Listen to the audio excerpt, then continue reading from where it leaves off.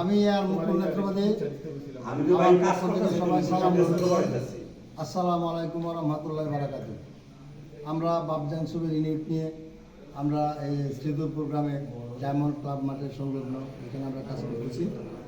তো বাবজান ছবিতে নতুন পুরাতন অনেক শিল্পীদের সুযোগ দিয়েছি। তো ছবিতে বাবজান ছবিতে দুই বাপ, হ্যাঁ, একজন আসল বাপ আর একজন হলো পালিত বাপ। হ্যাঁ, এখানে যাকে দেখছেন আমার ফিরোজ ভাই, ওই আসল বাপ, আর পালিত বাপের অভিনয় করেছে আমাদের জেকি ভাই। ছবিতে বাবজান ছবিতে তিন মা, একজন আসল মা, একজন পালিত মা, আরেকজন হলো সৎ মা। সৎ মা মানে আমাদের দুলারিয়াপা, আসল মা আমাদের আন্না ভাবি, আর এ হলো আপনার পালিত মা হলো প্রিন্সেস বিউটি।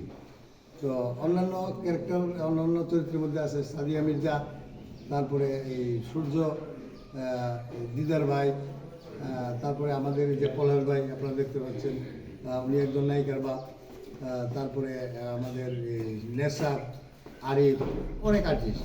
কিন্তু এই ছবির মধ্যমণি সবার পরিচিত মুখ, সবাই আপনারা এক নামে ছিলেন, সে আমাদের অতি প্রিয় সরল হাসপাতাল। তো বাবজান সম্বন্ধে বাবজান ছবি নিয়ে কিছু বলতে চাই।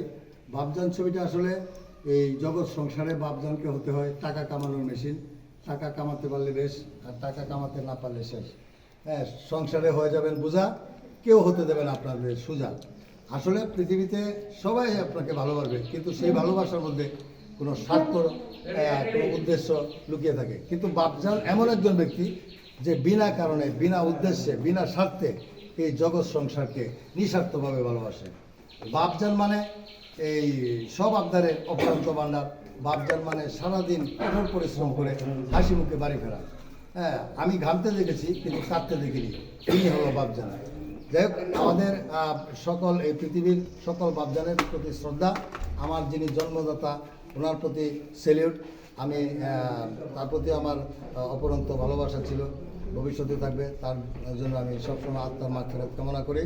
তো যাই হোক, এখন সবাই আমাদের এই বাবজান ছবির জন্য দোয়া করবেন, আমরা যাতে সহি সালামতে সুন্দর একটি প্রোডাকশান, সুন্দর একটি ছবি উপহার দিতে পারি জাতিকে, এই প্রত্যাশা রাখি।